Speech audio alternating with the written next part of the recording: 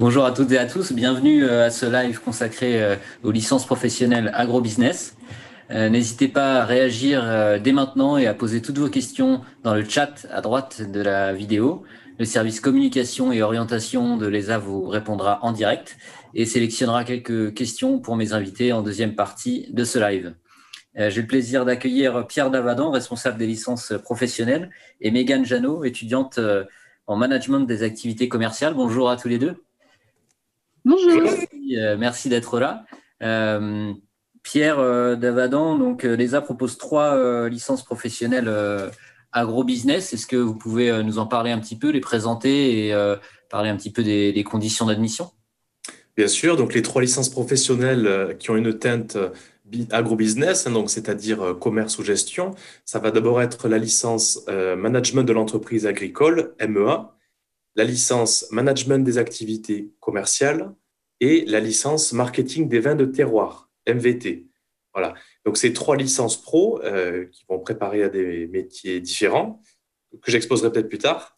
Oui, on en parlera tout à l'heure. Donc pour accéder effectivement, donc il faut avoir donc un bac plus 2, ça va être obligatoire, et puis avoir un projet qui soit défini, puisque c'est une licence professionnelle en un an, donc savoir un petit peu quel type de métier et plus ou moins dans quel type de structure on voudrait l'exercer.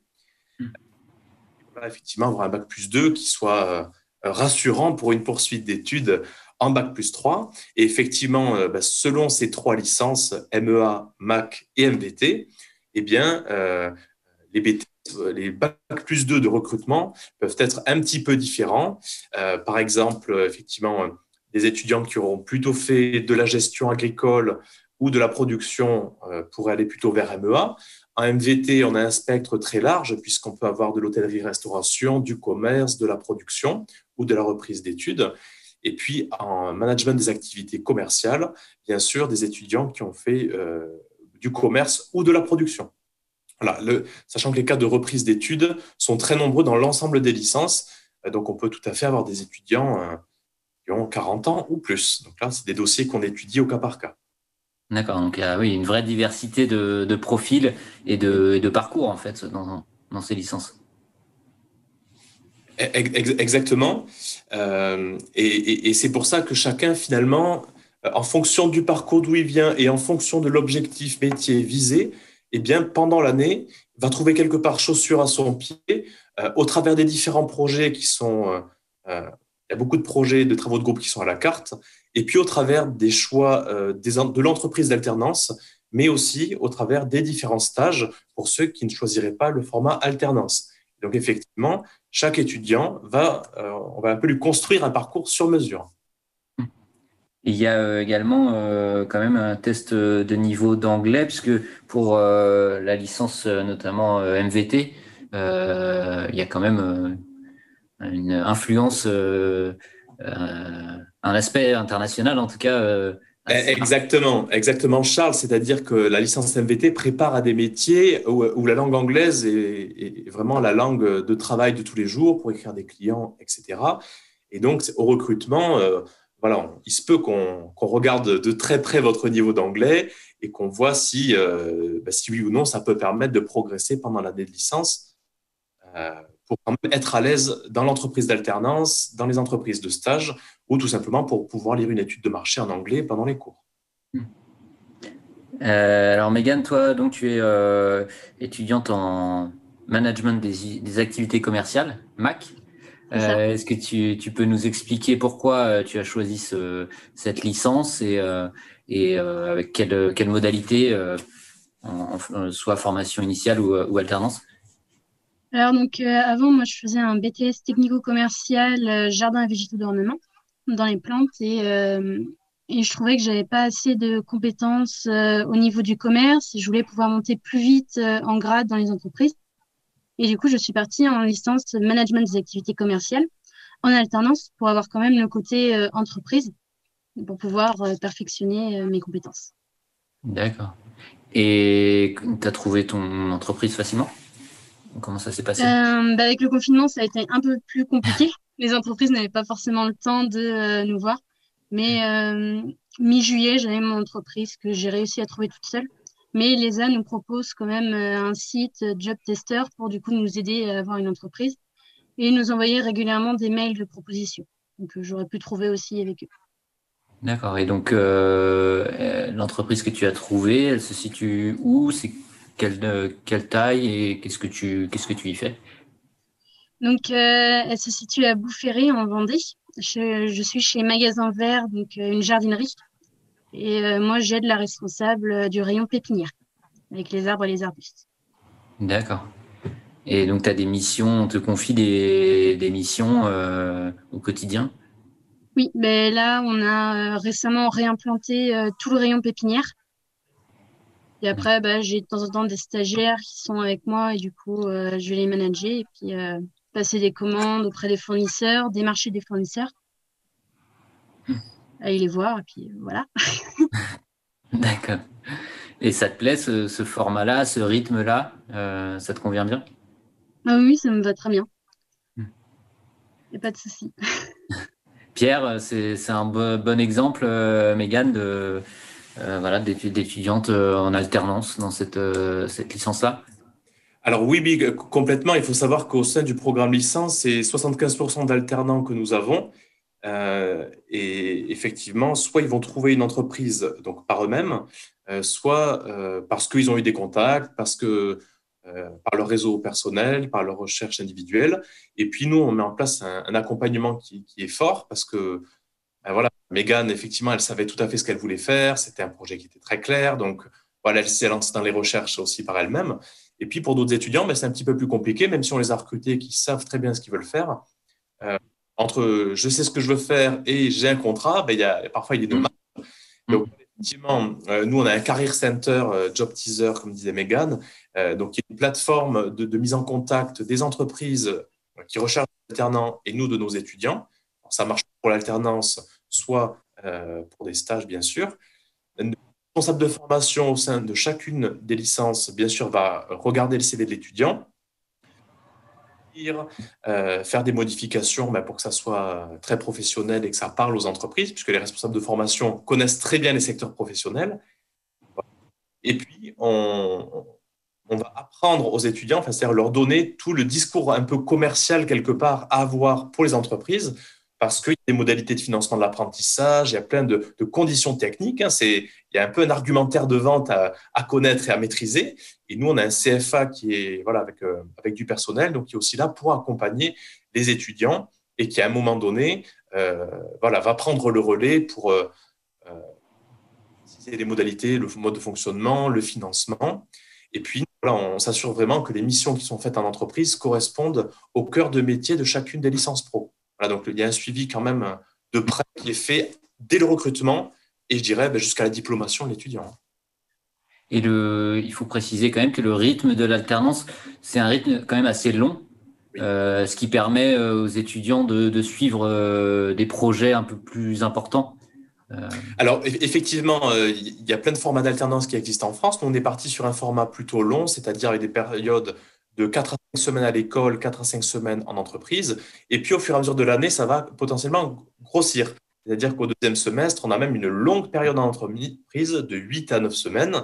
Et donc là, ça va permettre non seulement de participer à des missions de développement plus importantes, puisque si on fait une semaine, effectivement, ou 15 jours, ça coupe un peu le rythme. Là, ce choix de période plus longue, voilà, ça va permettre de suivre plus des projets de développement importants. Et c'est un peu ce qu'on recherche au niveau Bac+3. Mais aussi, un gros avantage, c'est que ça va permettre à l'étudiant de trouver une entreprise qui est un peu éloignée du CFA. Donc, on a des étudiants, effectivement, qui vont rester dans le Val-de-Loire, mais certains sont à Marseille, en Alsace, Bordeaux, etc. Et ça, c'est grâce au format d'alternance, puisqu'un format trop serré ne permettrait pas, ou en tout cas serait très fatigant, financièrement et physiquement pour l'étudiant, Oui, des allers-retours faire de les allers-retours. l'école. Voilà, c'est ça. Donc, c'est aussi Toi, pour mais, ça qu'on a choisi toi, ce format. Mégane, bon, c'est pas encore trop loin, ça va. Ça va une bonne heure de l'ESA. Donc ça se fait, comment tu t'organises en termes de logement, par exemple? Bah, en termes de logement, quand je suis à l'ESA, moi, je loge dans un foyer de jeunes travailleurs où j'ai l'appart à la semaine. D'accord. Et sinon, bah, je loge chez mes parents quand je suis en entreprise. D'accord. Ah oui. C'est à une demi-heure de chez moi. Donc. pratique. C'est ça. Voilà, donc effectivement, on a des formats de… chaque étudiant, enfin, il y a autant de modes de fonctionnement que de types d'étudiants. Donc, certains vont avoir un seul logement, d'autres vont en avoir deux, certains font un peu de Airbnb, d'autres ont de la famille. Certains sont logés aussi par l'entreprise. Ça, c'est quelque chose qui… Ah oui. Donc, voilà, il y a toujours des solutions diverses et variées. Il y a la possibilité aussi de faire un double diplôme pour le MVT, c'est ça? Complètement. Donc, la licence pro marketing des vins de terroir, il y a plusieurs façons de la faire, soit à l'ESA en alternance ou en formation initiale, mais aussi en partenariat donc, avec notre université hollandaise, nos partenaires hollandais, l'ARS Dronten. Et donc, finalement, à la fin du diplôme, on a le bachelor néerlandais en International Agribusiness, vraiment très axé commerce. Et puis, on a aussi la licence pro marketing de l'ESA. Mais pour avoir ces deux diplômes, c'est un petit peu plus long, c'est 18 mois, 6 mois aux Pays-Bas, avec des cours en anglais sur le marketing, sur le commerce, des produits agricoles en général, ce n'est pas axé que sur le vin. Deuxième semestre dans la licence professionnelle marketing des vins sur la partie commerce et terroir. Et un troisième semestre qui correspond à un stage long qui se fait en général en pays anglophone ou en tout cas à l'international et qui donne lieu à la rédaction d'un mémoire. C'est vrai qu'il y a aussi une plus-value avec ce format-là EED, le double diplôme. Non seulement c'est d'avoir deux diplômes, mais d'avoir pu aussi réaliser cette thèse, ce mémoire un peu long. Et du coup, c'est reconnu au niveau européen, hein, c'est ça? Exactement. Donc, pour des étudiants qui auraient envie d'avoir une carrière vraiment à l'international, c'est un sacré boost parce qu'ils vont avoir finalement le stage et puis le premier semestre qui vont être encore en anglais. Et puis, voilà, ce bachelor néerlandais, en plus de la licence pro marketing des vins de l'ESA, eh bien, c'est quelque chose aussi qui va plus parler à l'international. Voilà. On va passer aux questions peut-être des internautes. Je pense que on doit en avoir quelques-unes. On va les recueillir avec Sylvie qui nous Ouais. rejoint. Bonjour. Oui, bonjour. Alors, une première question au niveau des niveaux en anglais, peut-être pour toi, Pierre. Quel niveau faut-il avoir en TOEFL et peut-être en TOEIC pour rentrer dans ces licences agrobusiness? Et est-ce qu'il y a une grosse différence si on postule également à EED? Voilà. Donc, pour la licence pro marketing des vins, c'est vraiment une étude de dossier qui est multifactorielle. Donc, on va regarder bien sûr les notes d'anglais. On vous fera peut-être passer des petits tests à l'ESA. On ne va pas forcément demander une note de TOEIC, de TOEFL. Si vous en avez un, tant mieux, pourquoi pas. Mais par contre, lors de l'entretien, effectivement, il est très fréquent qu'on vous parle un petit peu, on va pouvoir parler français, mais aussi anglais, parce que, voilà, pour vérifier que vous n'êtes pas complètement coincé. Voilà. Par contre, effectivement, pour le double diplôme EED, il y a une exigence pour le gouvernement hollandais de dire que les étudiants qui sont accueillis chez eux ont un niveau requis qui est donné. Donc, on va vous faire passer, effectivement, il y a tout un accompagnement pour vous faire passer un niveau de TOEFL. Voilà, donc c'est le TOEFL version courte. Et donc, on essaie de vous accompagner vers des niveaux de 520. Où après, vous partez aux Pays-Bas et vous êtes tranquille, vous n'avez pas besoin de le repasser là-bas. C'est quelque chose qui est derrière vous. Et puis, vous pouvez vraiment vous concentrer sur les cours. C'est vraiment pour répondre à une exigence du gouvernement hollandais. D'accord. OK. Et du coup, est-ce que tu peux revenir sur le statut étudiant et le statut apprenti pour les licences qui le permettent? Quelles sont les qualités en fait qu'il faudrait développer plutôt pour s'épanouir dans la première modalité et dans la seconde? Alors effectivement, comme je disais, 75% d'alternance, ça veut aussi dire beaucoup d'étudiants en formation initiale. Alors, effectivement, pour s'épanouir dans une entreprise d'alternance, il faut avoir beaucoup réfléchi à son projet professionnel. Il doit être un petit peu plus abouti que l'étudiant qui sera en formation initiale, puisqu'il va s'engager dans une entreprise pendant 12 mois et potentiellement avec la volonté aussi d'y rester. Beaucoup d'étudiants, par la suite, vont être embauchés. Donc, le projet professionnel doit quand même être plus avancé quelque part. Alors qu'un étudiant en formation initiale, il a peut-être plusieurs idées, il va vouloir tester plusieurs choses pendant l'année, et donc potentiellement, il va même pouvoir faire 3 stages dans 3 entreprises différentes, donc en testant des services et des types de structures. Et donc ça serait plutôt pour quelqu'un qui sait ce qu'il ne veut pas faire, qui sait un petit peu ce qu'il veut faire, mais voilà, ça demande à être précisé et se tester pendant l'année. Donc je dirais que c'est par rapport effectivement au niveau de maturité du projet. D'accord. Et du coup, est-ce que tu peux présenter les critères de sélection des candidats? Alors, les critères de sélection, comme je disais, c'est une étude qui est multicritère. Donc, on ne va pas, par exemple, regarder que vous ayez 12,25 sur 20 de moyenne pour vous admettre. Ça ne marche pas comme ça. On va regarder bien sûr votre dossier scolaire pour se dire que votre niveau permet d'aller vers une poursuite d'études en Bac+3. Ça veut dire soit que vous avez toujours été en progression, voilà, avec des courbes montantes de notes. Donc, ça, c'est plutôt rassurant. Ça peut aussi être des étudiants qui ont été constants, ils ont eu 12 toute leur vie, donc on se dit qu'ils auront 12 en licence. Et puis, des étudiants qui ont un niveau qui a un petit peu baissé d'année en année, donc parfois, ça peut être un petit peu plus inquiétant. Donc, c'est un peu cette dynamique sur le long terme qu'on va regarder pour le niveau scolaire. Maintenant, on regarde aussi le niveau de motivation.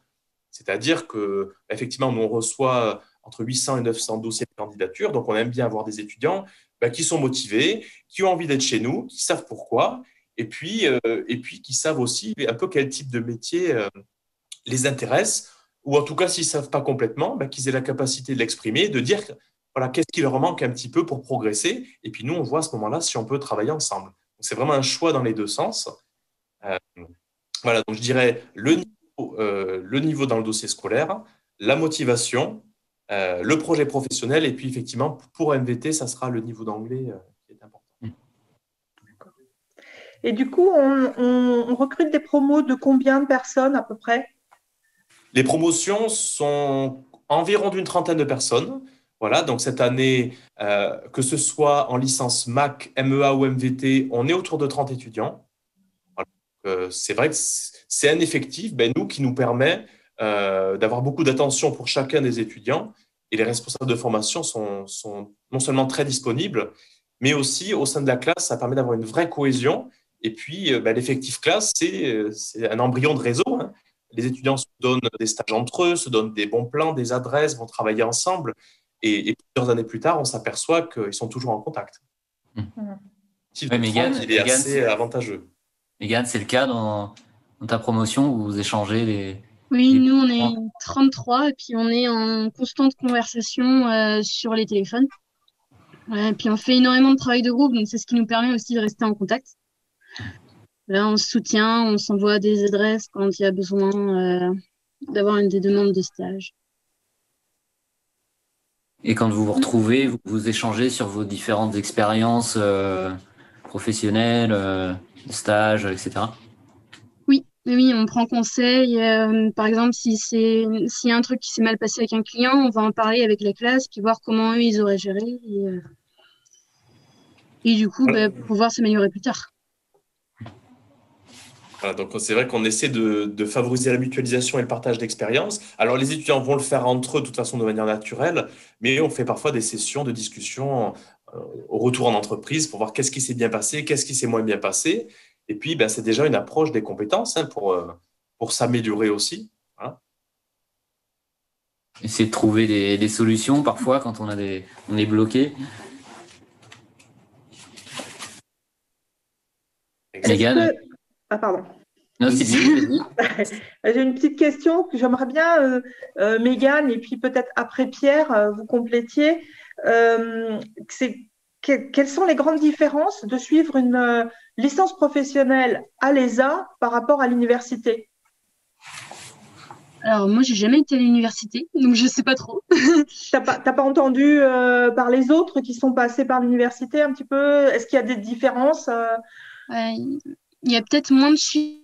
Nous, on est 33, donc les profs connaissent par cœur nos prénoms, nos noms de famille, ils savent dans quelle entreprise on est. Alors qu'en université, les profs ne nous connaissent pas forcément ou on les découvre tout juste. Alors, je peux peut-être compléter, Sylvie. Effectivement, c'est une question intéressante et tu as bien répondu, Mégane. Fondamentalement, une licence pro, c'est vraiment fait pour s'insérer directement dans des entreprises, alors que l'université, en général, prépare plutôt des licences générales qui, elles, sont vouées à de la poursuite d'études en master. Donc, c'est vrai que les objectifs ne sont pas tout à fait les mêmes. Après, la particularité, c'est que les licences professionnelles sont des diplômes décernés par l'Université d'Angers. Donc, nous, l'ESA, on met en œuvre, c'est nous qui faisons les cours, c'est nous qui accompagnons, mais c'est bien un diplôme universitaire. Donc, il y a un cadre universitaire un peu d'excellence voilà, qui nous contraint, mais qui est aussi voilà, vraiment un gage de qualité important. Donc, la licence pro, c'est à la fois un diplôme universitaire et à la fois un diplôme qui permet une insertion très rapide en entreprise. D'accord. Et donc, on peut poursuivre des études après une licence professionnelle? Alors, techniquement, on peut, puisqu'on a un bac+3, donc rien n'empêche d'aller vers un bac+5. Après, c'est vrai que nous recrutons beaucoup de gens qui savent ce qu'ils veulent faire, qui ont une idée assez précise. Et donc, en général, s'ensuit derrière une entreprise d'alternance avec potentiellement une embauche. C'est vrai qu'au mois de juin, on a beaucoup d'étudiants qui ont déjà un CDD, un CDI. Mais après, effectivement, certains vont continuer des poursuites d'études. Ça, c'est quelque chose qui peut se produire. D'accord. Et donc, dans le cadre de la poursuite d'études, les étudiants qui font le choix de partir vers une licence pro dans l'idée de rattraper le cursus ingénieur, quelle est la réalité de cette poursuite d'études et est-ce que c'est possible, tout simplement? Alors, effectivement, la licence pro, elle prépare vraiment à un nombre de métiers qui est réduit. 3, 4, 5 métiers par licence pro. Donc, du coup, c'est très axé. Il y a quand même un côté opérationnel, même si on va faire beaucoup de méthodologie et de problématisation. Alors que quand on va arriver en Master 1, ce n'est pas ça les compétences qui sont demandées. Donc, les étudiants qui voudraient faire une poursuite d'études de la licence pro vers l'école d'ingénieur, alors pour certaines licences techniques, ça sera possible, mais ils perdront certainement 1 an. On va faire obligatoirement 1 an. Puis, c'est vraiment entrer par la petite porte.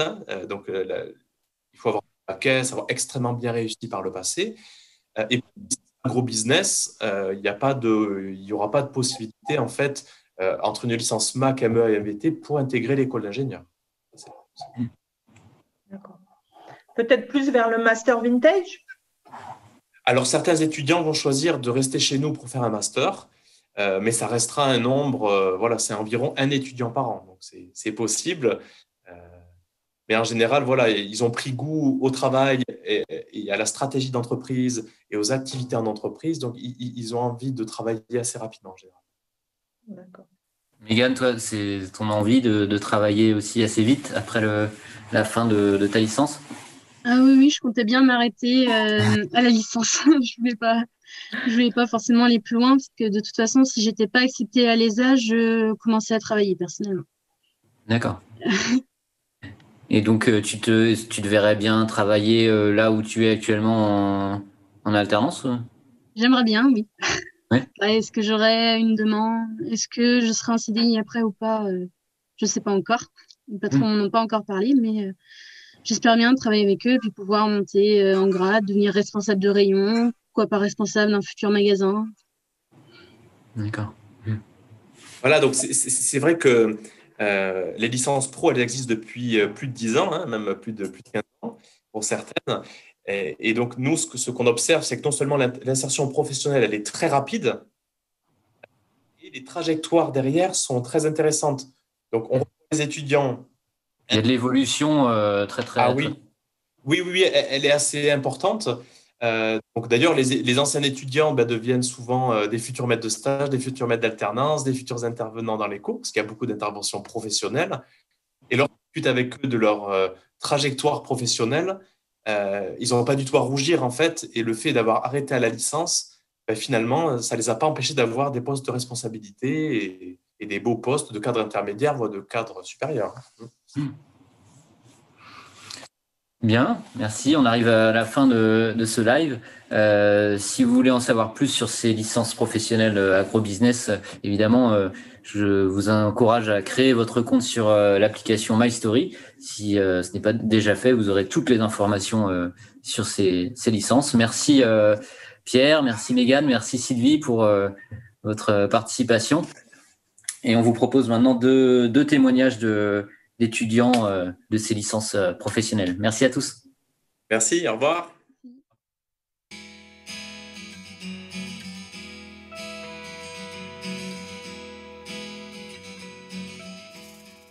Je m'appelle Erwan Massé, donc j'habite dans le Maine-et-Loire, à Soulay-Rivaux. J'ai fait une licence en management et distribution à l'ESA. Donc en apprentissage avec une entreprise qui est basée à Saint-Clément-la-Place, qui fait tout ce qui est maintenance et développement de tout ce qui est matériel d'élevage. Donc matériel d'élevage, c'est tout ce qui va être robot de traite, salle de traite, aménagement, bâtiment.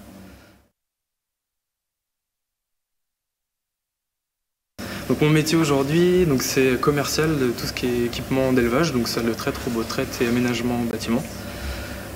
Donc je développe tout un secteur de l'entreprise. Donc le secteur de l'entreprise, c'est tout le Nord Maine-et-Loire. Donc moi, j'ai plus vers les prospects de l'entreprise pour essayer un peu de développer la vente chez les personnes qui ne connaissent pas forcément. Alors ça va être plus au niveau organisation, technique de vente. On a pu revoir aussi des techniques de vente, donc qui sont toujours un petit plus. Après, ça va être surtout organisation, management. Je pense que ce sera plus pour plus tard dans l'entreprise où je suis. Aujourd'hui, elle est en train d'évoluer. La révolution, ça va être surtout, on va dire, la prise en main, parce que là aujourd'hui, je me débrouille tout seul pour organiser mes semaines. Donc ça va être surtout la prise en main et puis savoir un peu s'organiser dans le métier de tous les jours. Donc on va dire l'entrée à l'ESA, c'était un petit peu ça aussi.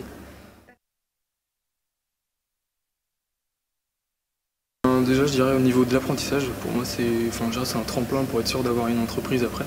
Donc moi j'ai été pris en CDI, donc pour moi je pense que c'est une grosse chance d'être pris en CDI. Après ça va être au niveau de la diversité de tout ce que j'ai pu voir.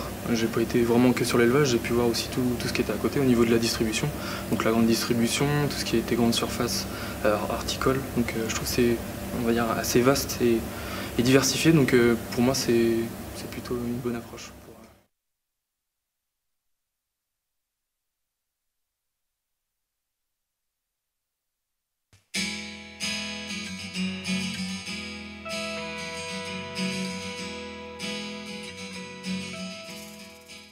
Bonjour, Julien Girardot. Je suis actuellement en apprentissage en licence pro MEA. À l'origine, j'ai fait un BTS agricole, un BTS Axe, spécialisé plus dans la gestion des entreprises agricoles. J'ai poursuivi sur une licence pro MEA, donc management des entreprises agricoles, pour continuer vers cette partie gestion et puis accompagnement des agriculteurs. Dans un premier temps, c'était surtout la découverte des outils informatiques qui servent au niveau de la comptabilité. Puis petit à petit, j'ai fait de plus en plus d'étapes pour monter, préparer les bilans, les dossiers qui sont remis à la fin de l'exercice aux exploitants et préparer finalement le travail pour les conseillers, sortir une première analyse de l'exercice comptable.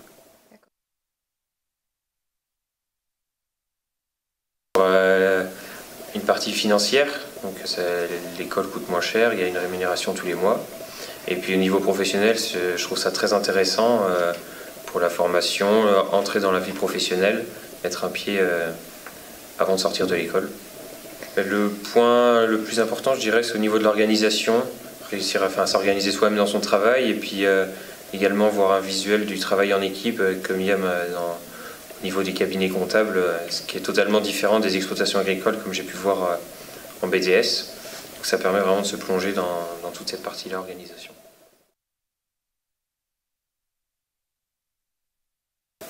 De savoir s'adapter et puis être à l'écoute des différentes remarques qui peuvent être faites dans notre travail, qu'elles soient bonnes ou mauvaises, ça permet de s'améliorer. C'est d'être à l'écoute, d'être disponible pour répondre aux questions quand il y en a, pour s'améliorer. Et puis d'être également pédagogue, de réussir à expliquer les choses correctement. De très bons moments, il y avait une très bonne ambiance au niveau de la classe, au niveau du travail. Et puis on avait la chance d'être dans un petit groupe de 18 élèves, donc c'est très intéressant pour l'apprentissage, pour les cours, répondre aux questions et puis la participation.